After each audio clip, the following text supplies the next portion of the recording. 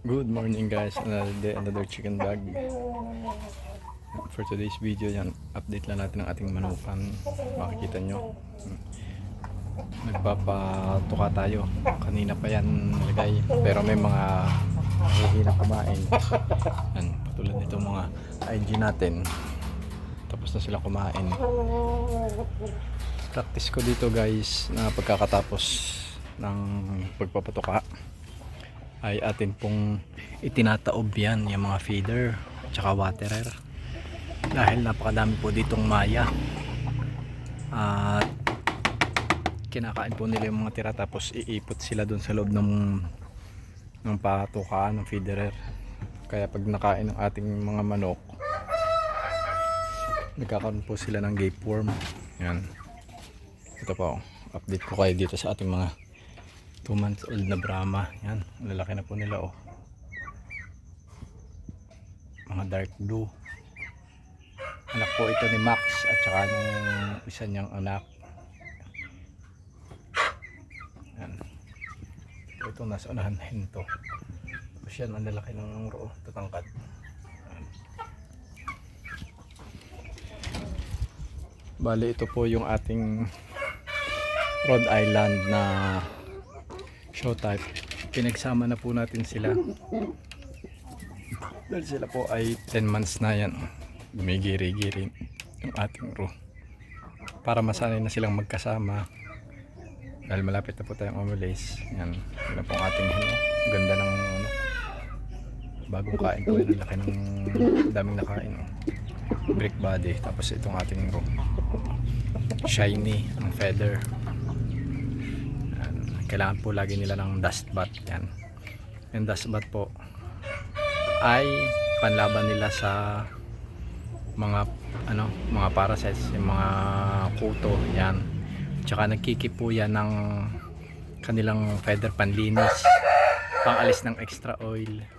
Yan, yan po ang kanilang pinaka groom dust bath. Sinamahan ko po yan ng apog. Yan,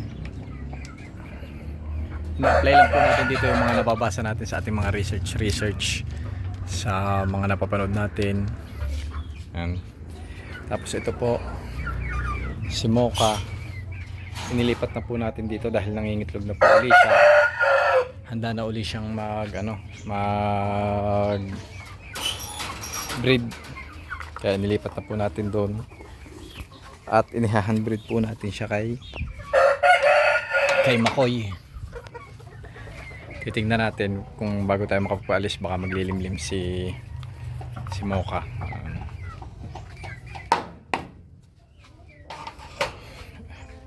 Pero ito si Makoy po, yan, ano pa rin po siya, on molt pa rin po siya, kaya hinahandbreed natin si Mocha. Titingnan natin kung makakapagpapisa tayo or magpe-fertile yung mga eggs nila. Yan si Makoy. Lagi po natin chinecheck ang kanyang timbang para malaman natin kung healthy. Ito yung ating mga inilis po natin dito. Yan, nilipat natin dito. Tapos yung si Maya at si May naman at saka si Dagul, pinagsama-sama natin doon sa isang kulungan natin dito sa kasamahan ng mga upgraded native.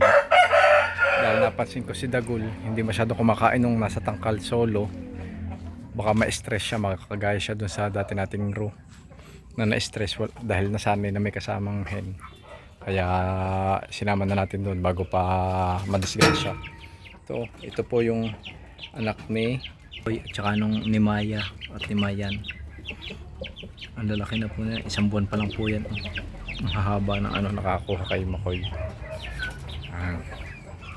Tapos ito naman si Mimi, inihiwalay na natin si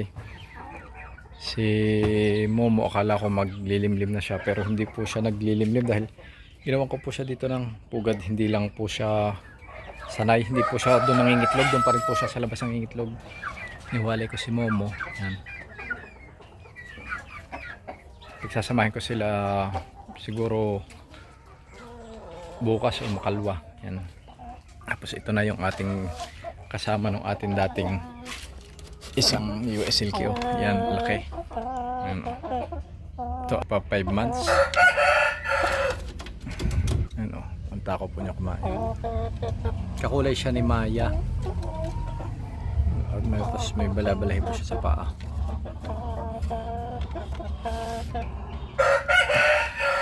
Tapos ito naman yung ating broiler. Inilipat natin dito dahil lagi pong masama ang panahon. Katulad nito, yan, maganda ang panahon sa umaga. Pero pagdating ng mga alas 10, alas 11, didilim, tapos biglang bubuhos ang ulan. Kaya tinago na po muna natin sila para makasigurado. Yan. Ito po si Choco. Si Choco naman naglilimlim na ulit. Masyadong brody si Choco, kahit nakailang itlog lang siya. Inaalis ko dahil wala naman siyang sampa. Naglilimlim na agad siya. Tapos ito naman ating isang Brahma Ru, yung 3 months nating mahigit. Daplis na po yung nadisgrasya dahil nakita ko dyan, nakabisungkot lang dahil kasama po siya nung atin dong isang Apiridae native na babae. Mas malaki po yun, binubugbog siya, niyayapakan yan. Akala ko mamamatay na dahil ang hinang-hina, nakatungo, hindi kumain. Finore speed lang natin tapos pinainom ng madami. Dahil pinagsama-sama na po natin itong ating mga US Silky dito. Kung matatandaan nyo po, ito po yung kasama dati nitong dalawang Silky. Pinaghiwalay na po natin dahil sobrang laki na po nito. Baka madisgrasya pa yung ating dalawang maliit. Tapos dito naman kay Kinadagul.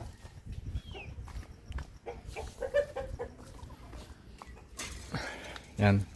Ito po yung ating isang IG na kanawayon. Yan, oh. Yan. Yan.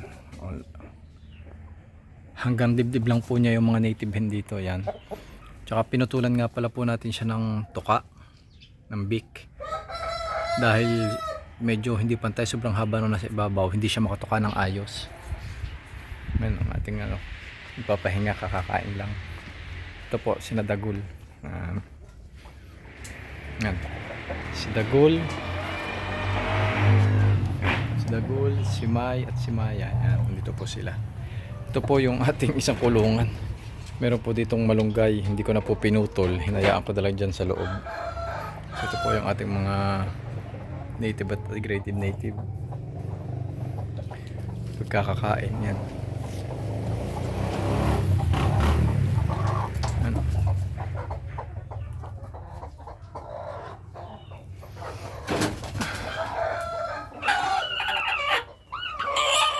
Ito po. Meron po tayong native na antatapang. Hindi nyo po malapitan. Meron naman po tayong mga native na mabait. Nahahawakan nyo po. Pero pinakamababait po talaga yung mga asil. Yan. Tsaka yung shamo. Kahit po hawakan nila, hawakan nyo. Pag naglilimlim, pag may sisi, hindi po kayo tutukain. Tsaka yung mga IG. Yan. Samahan nyo po ako, i-handbreed natin si Mocha. Dahil patatlong araw na po natin siyang i-handbreed para mag-fertile na po yung kanyang itlog.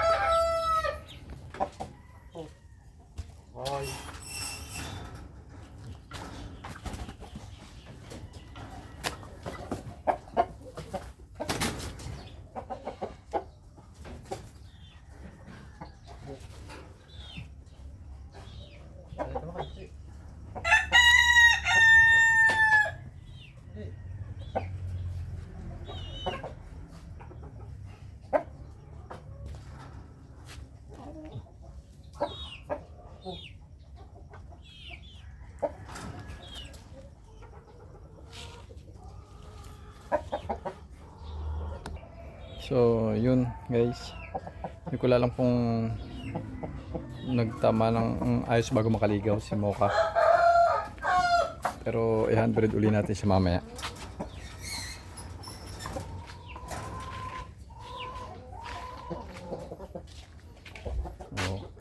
yan muna guys ang ating update for today. Madami pa tayong gagawin at malapit na po ulit tayong umalis, kaya nililinis na po natin dito para pagdating ni tatay ay siya na, wala na po siyang masyadong intindihin.